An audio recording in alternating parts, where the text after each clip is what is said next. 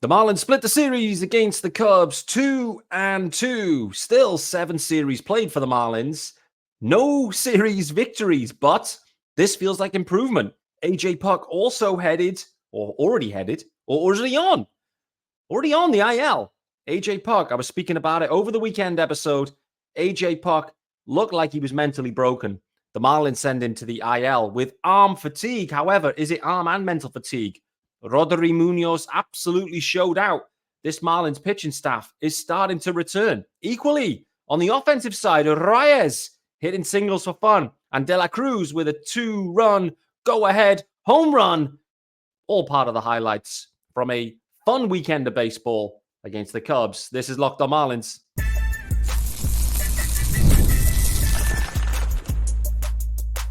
You are Locked On Marlins, your daily podcast on the Miami Marlins. Part of the Locked On Podcast Network, your team every day. Greetings from England and welcome to Locked On Marlins, your daily Marlins pod. I'm your host, Peter Pratt.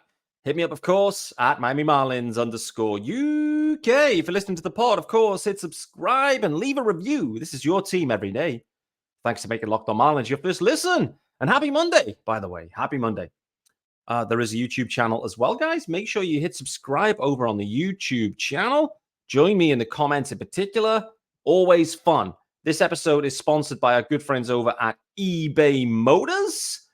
And from brakes to exhaust kits and beyond, eBay Motors has over 122 million parts to keep your ride or die alive. With all the parts you need at the prices you want, it's easy to bring home that win. Keep your ride or die alive at ebaymotors.com. Eligible items only. Exclusions apply. eBay guaranteed fit only.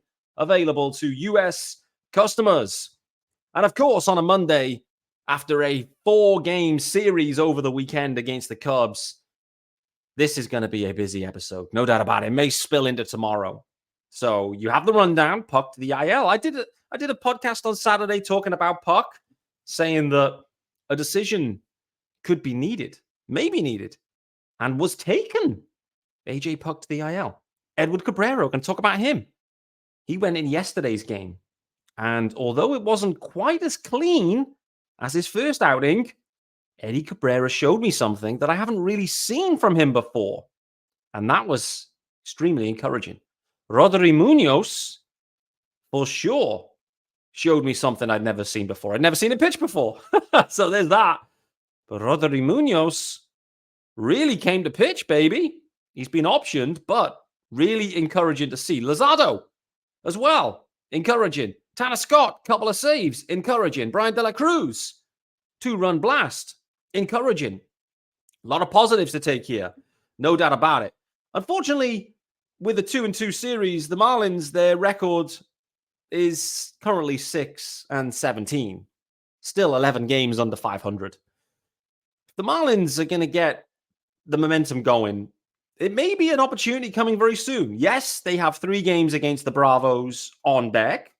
It's going to be tough. I know Max Fried's going in game 2, which probably means, based on last time around, I haven't looked, but probably Chris Sale going after that. So they got a couple of lefties coming up. And surprise, surprise, that will probably mean a tough ask, particularly for the Marlins offense. They seem to have struggled against the lefties thus far. No doubt about it. But after that Braves series, there's an interesting run of games where there's no reason why the Marlins can't right the ship, where they wronged themselves coming out of the gate. 0-9, putrid, in some ways tanked the year. But with the run that's coming up, who knows whether there's still something here where the Marlins can just get some momentum going. And we'll see how it goes.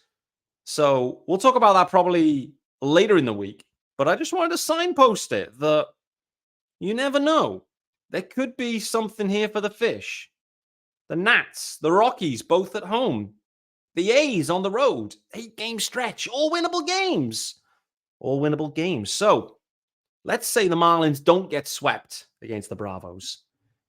And they have those 8 games then on deck.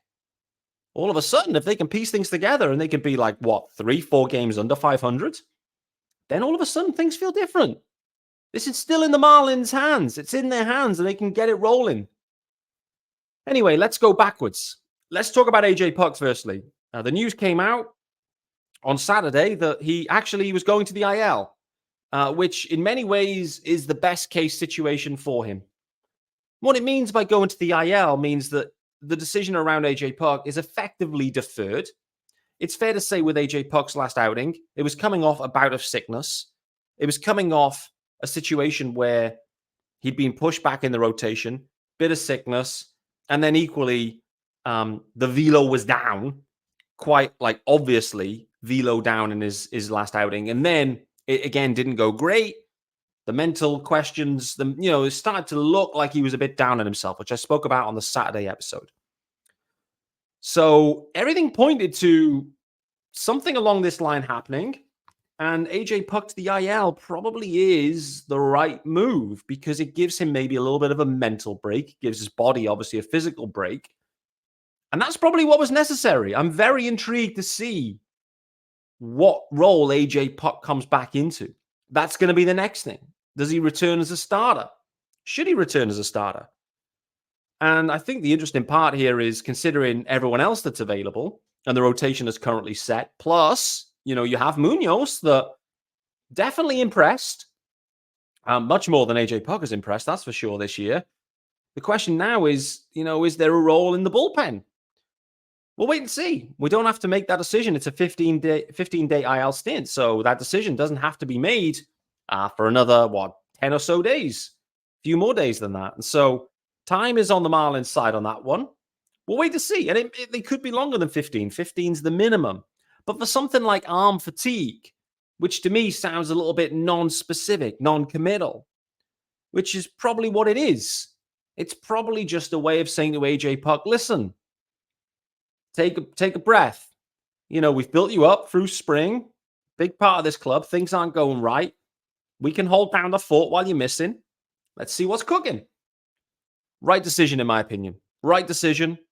We'll wait to see what the future holds with Puk and what role he resumes within. I want to talk about Rosario Munoz now, and then we'll talk about Eddie Cabrera after the ad and Jesus Luzardo and Tanner Scott. Rosario Munoz, to me, when I look at that start, that was as impressive, if not more impressive, to be honest with you, the stuff anyway, and the variance and the variety in his arsenal, than anything we've seen from Max Meyer this year. And that is not trying to knock Max Meyer in any way. Not at all. I've really enjoyed Max Meyer's outings, particularly the one against the Bravos, which was by far his best outing. But honestly, Munoz, what a surprise. Well, where does this come from? You got a guy throwing with an over 10 ERA in AAA. He's called up for his big league debut, and then he goes out there and does that. Make it make sense. But I think one way you can explain it is just calling out that a AAA. And I think Gabe Kapler was on one of the broadcasts over the last week or so. And I think one thing that stuck in my head, and sometimes we forget this, I forget this, and maybe you guys listening forget this too. AAA or any minor league level it's a bit like spring in some ways, where it isn't often about the results. Yeah, it's important, the results and the outcome. They are important. But actually, they should be seen as that they're developmental camps, like spring in many ways. Spring's like a tune-up, but they are there for the benefit of development. And I think sometimes I forget that, where I go and look at the box score and I look at the stats and I'm like, man, he's having a terrible year. Or he's having a great year, obviously. If it's a pitcher, he's probably having a great year. But what you don't know specifically is, what is that player working on right now? What uncomfortable position are they being? And this is what Gabe Kapler spoke about. It's like we're getting guys into maybe positions that feels uncomfortable for them because it's in their best interest.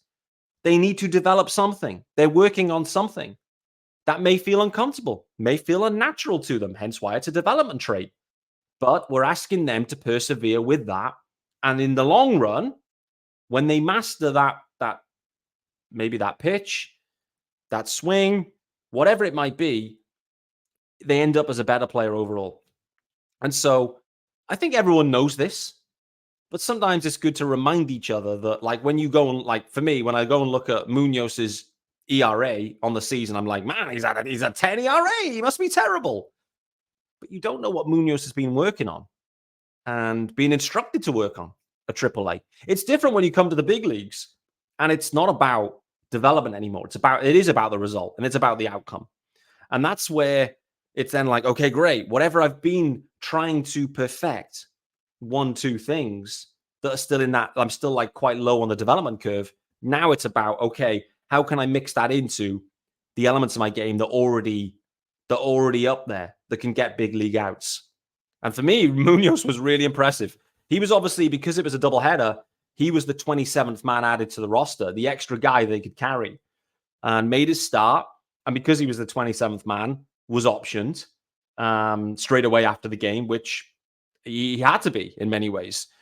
I'm really interested to see, what role Munoz plays the rest of the year for the Marlins, because you can't help but be impressed by that first start. Like, it looked, I mean, the stuff wasn't quite to the levels of like Eddie Cabrera or anything, but man, oh man, it was impressive. And like I said, like, for me, the repertoire was at least on a par with Max Meyer, if not at times slightly above that, which is really interesting. Really interesting. Again, it's not a knock on Max Meyer.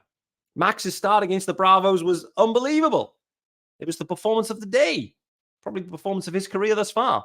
But Munoz, very impressive. Let's hit the ads, and I want to talk about Eddie Cabrera, specifically what I saw from Eddie that I don't think I've ever seen before. Again, another encouraging point. But before we do that, I'm going to take a breath, and I'm also going to let you know about our good friends over at eBay Motors. Yes, sir. So, with eBay Motors, we have the graphics queued. Thank you, producer. And with passion, drive, and patience, the formula for winning championships is also what keeps your ride or die alive. eBay Motors has everything you need to maintain your vehicle and level it up to peak performance. Yes, you know this bit: superchargers, roof racks, exhaust kits, LED headlights, and more. Whether you're into speed, power, or style, eBay Motors has you covered.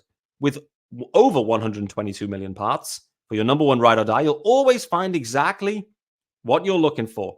And with eBay Guaranteed Fit, your part is guaranteed to fit your ride every time or your money back. Because with eBay Motors, you're burning rubber, not cash. With all the parts you need at prices you want, it's easy to make your car the MVP and bring home huge wins. Keep your ride or die alive at ebaymotors.com. Eligible items only. Exclusions apply. eBay Guaranteed Fit only available to U.S. customers. And this episode is also brought to you by Monopoly Go. Yes, sir. And we've all been there either as a player or fan. It's halftime and the scoreboard is not looking good. You're feeling low, not sure you or your team can pull out a win. That's when you dig deep. Look over to your left. See Brian De La Cruz. Lift up your head and say to yourself, time to get back in the game, pull off some bank heists, and take as much of my friend's money as I possibly can. That's right. The smash hit mobile game, in American, Monopoly Go, lets you compete with your friends to get the most riches and the biggest empire. It's the Monopoly you love, but on your phone, anytime, with tons of new twists, including leaderboards to compare your progress to your buddies. There's so much to do. You can play on countless dynamic Monopoly boards, make your friends bankrupt by smashing their landmarks with a wrecking ball. Wrecking ball, all in caps in the script, by the way. Charge other players rent for your iconic properties. You can even work with your friends to crack open community chests in tournaments to get extra rewards and climb the leaderboard. So get back out there, put on your game face, and download Monopoly Go now, free on the App Store or Google Play. Whew. All right, guys, back here with me, Peter Pratt, on Monday, the 22nd of April. Man, where's April gone? Where has it gone? We're like over 3 weeks into April. We're just under a month into the Major League Baseball season. Man, oh man, it feels like it's gone by super fast, which is, in some ways a good thing, some ways not, for sure. Nevertheless, guys, from Marlins' perspective, big picture, let's take a step back a sec. Big picture, the pitching has been better. The pitching is getting better. It's getting more consistent. The starters are starting to go deeper into games more regularly, and the bullpen is just about starting to find its groove. I think the one name, week one, everyone was moaning about Declan Cronin in a good way. Now, the new, I don't know the right description. I didn't know if that was going to translate to American. So I'm just going to, the new guy that's popping right now is Calvin Fauché, who most people had never heard of this year. But man, Calvin Fauché is absolutely on fire out of this pen, which is great to see. Anthony Bender, after I completely pumped him up early in the year, saying he was basically the only reliable arm in the pen for the first week or so, seemingly has gone backwards. Sixto being used very sparingly at this point. Like, he feels pretty much like a passenger in the pen at times. Basically mop-up duty for Sixto, it seems, which is interesting. We'll see if that continues to, we'll keep a close eye on it, see if it changes, whether the pen roles will change for him.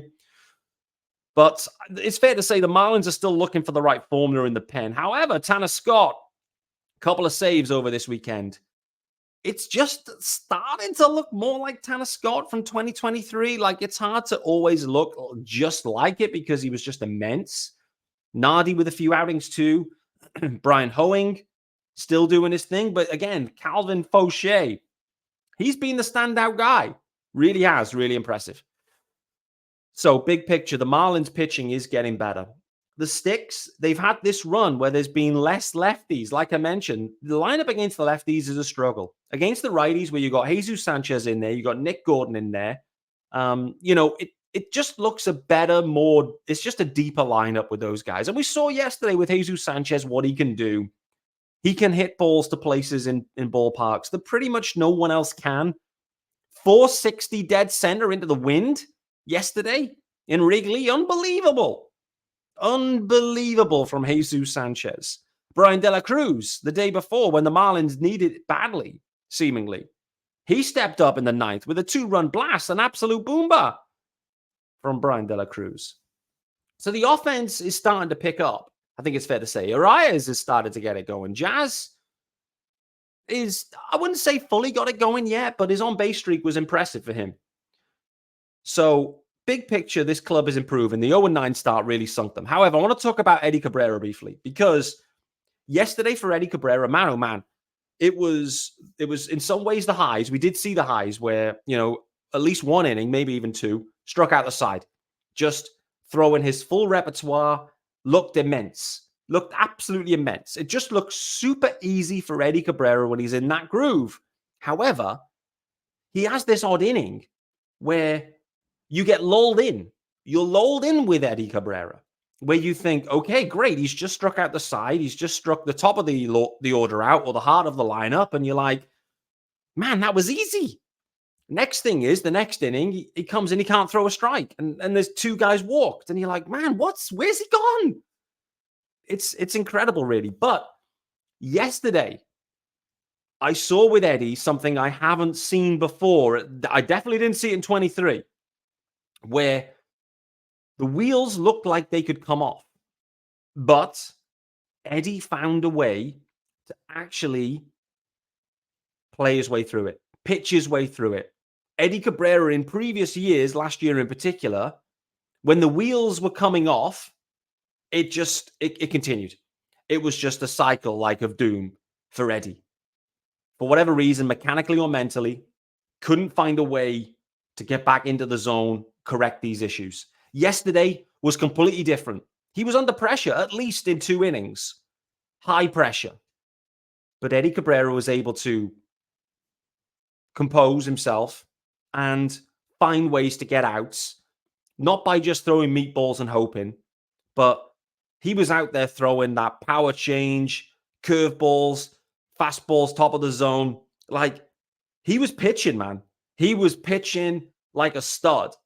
There were a couple of blips in there that led to walks. And it was like, the walks weren't even like close walks. It was like 4-0 counts, ball nowhere near the zone type of situation. And one of the innings as well, they blooped the life out of him. He was babbipped all over the show. Even then, Eddie found ways to limit the damage. And we didn't see that last year. Last year, what we saw with Eddie Cabrera was any sign of trouble linked to command, he'd crumble. And Skip would be out there with the hook early doors, and it would be Eddie Cabrera, 2 innings, 6 walks. And everyone's there going, what the hell's going on with Eddie Cabrera? Yesterday, completely the opposite, in that it could have gone sideways, and it could have been one of those situations again. But it wasn't.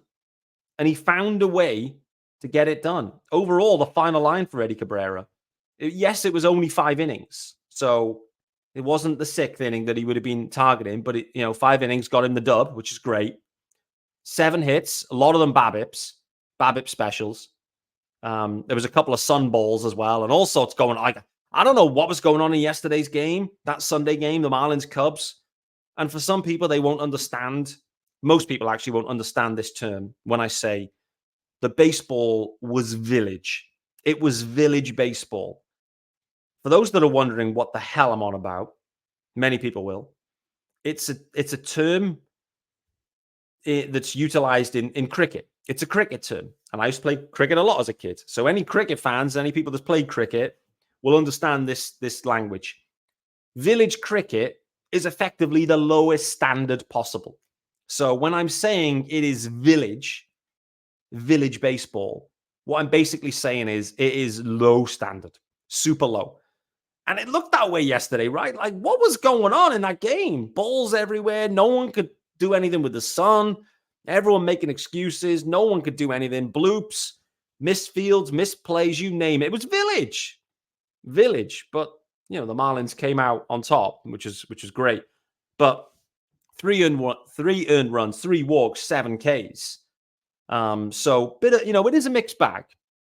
And it's not as impressive as his first outing. But it was a mixed bag that he was able to work through adversity. Like, I don't think I've ever seen Eddie Cabrera do before. And for me, that is hugely encouraging. Because when we think of Eddie, and the way we thought of Eddie coming through the system was, this is Sandy Alcantara 2.0.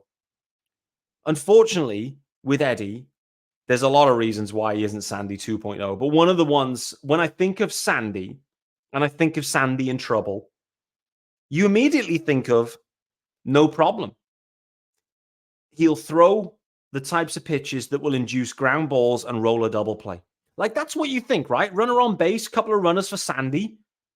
We don't sweat it. We just expect Sandy to mentally zone in and to find the right pitch at the right time to induce that double play grounder. That's what we see, right? And I feel like with Eddie, whilst it wasn't like a ton of ground balls that was doing, it was the strikeout actually for Eddie. Like, under pressure, he managed to induce a ton of strikeouts and swings and misses, which was really encouraging, obviously. But for Eddie, it's being able to just pitch his way through the adversity and have the confidence in that situation. He's heard the same messages over and over. Trust your stuff. Trust your stuff.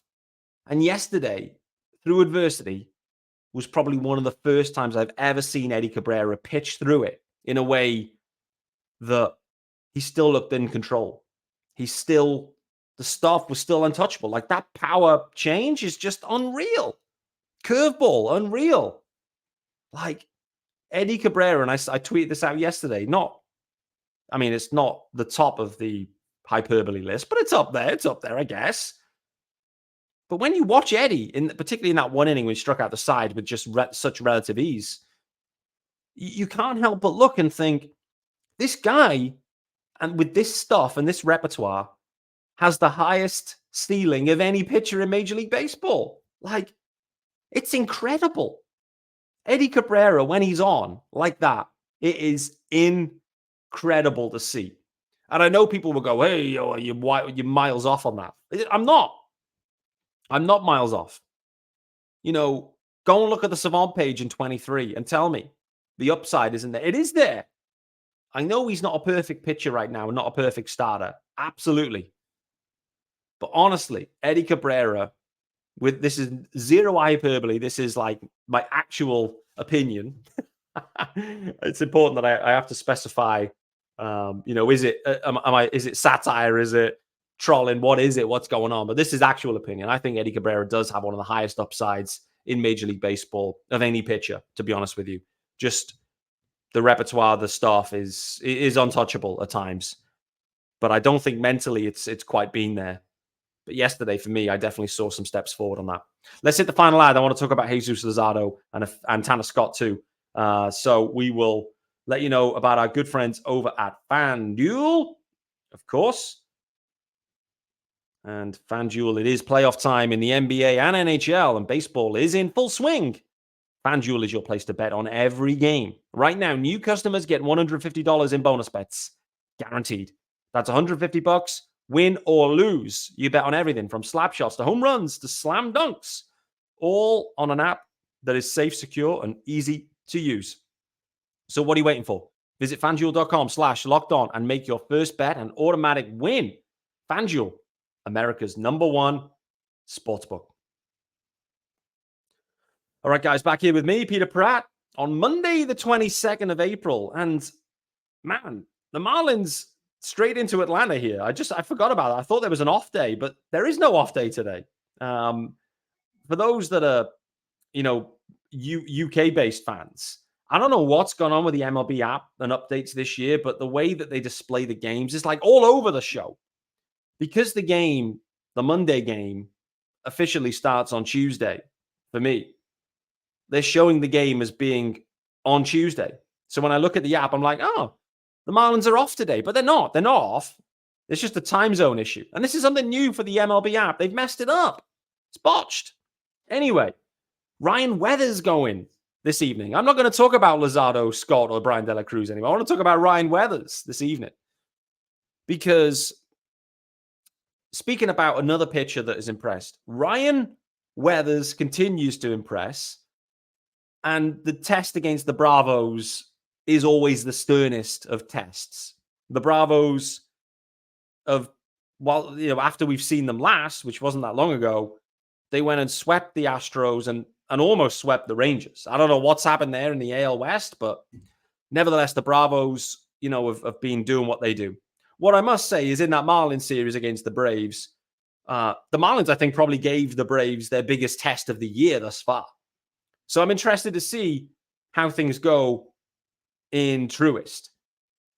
It normally isn't the best spot for the Marlins. I think of many occasions where the Marlins have turned up in Truist and been absolutely hosed badly. So I'm interested. I'm interested to see. But these are the tests that I want to see. I want to see what Ryan Weathers can do against the Bravos on the road. Because right now we're still in that question around Ryan Weathers of like, is he fixed? Is Ryan Weathers any good? You throw out there maybe like some trade ideas and people come back and go, no way. Ryan Weathers has no value. Which is wrong, by the way, because he's absolutely a serviceable major league starter who has shown an ability to be very durable. And in today's game, that's as good as anything. If you have big league ability, stuff, and durability, then that's right up there in the wish list for me. You can have the best stuff, the highest spin rates, velocity, you name it. But if you keep getting hurt, then in today's game, man, oh man, you've got to prioritize guys that have maybe actions, deliveries that prevent injuries. I don't know. Nevertheless, I'm really interested. Trevor Rogers for me in this series again is what I'm really closely watching Trevor Rogers, because when he came onto the broadcast during the Cubs series, it was during the Puck start actually, and I haven't heard Trevor Rogers speak for some time, I would say. And the one thing that stood out to me was like Trevor Rogers has got his mojo back, and he's also, it feels like he's really stepping up as one of the senior guys, like for obvious reasons. Like Trevor Rogers has been with this club like pretty much as long as anyone. Appreciate he hasn't been on the field as long as a few recently, but like Trevor Rogers, he is one of the older statesmen, let's say, one of the vets in there. And the way he was speaking on the broadcast was a guy that it sounds like has morphed into one of the leaders and a guy that has his mojo back. His performances on the field are looking good. he knows firsthand how AJ Puck was feeling, where, the pain it is, the mental torture, the questioning of yourself. Can I still do this? Can I do it? I mean, AJ Puck as a starter will be asking those questions. Can I actually do this? There's nothing that suggests, there's no history, no mental evidence to turn to for AJ Puck to say, I can be a big league starter, because he's never done it once effectively. But I don't want to segue into Puck. I want to talk about Rogers. And Rogers, for me, the mojo's back. The stuff looks impressive. Rogers looks back, and he's pitching differently. The velo's down. It's not like velo change, that's it. Velo's down. He's learned how to pitch now. That's what we're talking about. Like, he's learning how to pitch. And I think the evolution of Trevor Rogers, both on the field, mentally in terms of game planning, pitch execution, but also his own self-confidence, and maybe the confidence it brings by being maybe someone that people look up to in the clubhouse, of the staff, a leader, let's say. He's a quiet guy by nature, Trevor Rogers. We know that. So Sandy. Sandy's a quiet guy. People look up to him, and he leads in his own way. And maybe that's what we're seeing with Trevor Rogers too. It starts with what you do on the field, and what we're seeing is impressive thus far. Again, it's going to be another big test for him on the road against the Bravos. It's tough. It's not been a happy hunting ground for Marlins pitching. But again, these are the types of matchups that you need to see. You need to see them overcome these challenges. And that lets you build on it for the future. Equally, it increases their potential trade values. Side note, by the way. Nevertheless, thanks for making Locked On Marlins your first listen, guys. Hope you've enjoyed this episode. As I mentioned, there was tons to get into, and I didn't get through every single item on the rundown. This is primarily a pitching one. Puck to the IL, good move. Cabrera, gritty is what I've described. I've never seen Cabrera pitch like that ever before in a positive way, which is really encouraging. Munoz, to me, looks like a very, very serviceable starter with some very intriguing stuff. And as I mentioned, Trevor Rogers, I'm watching him closely this series. I'm liking what I'm seeing from Trevor more generally as he merges and morphs into one of the leaders of this club. Nevertheless, it's going to be a big test for the Marlins against the Bravos. If they can win this series on the road in Atlanta, then with 8 games on deck that look hugely winnable, then as you head into early May, could the Marlins be in a position where there's more juice and more riding on these games? Right now, it doesn't feel like there's a ton riding on them. But if they can get to within a couple of games of 500 by early May, who knows where this club can go. Look forward to seeing you tomorrow, guys.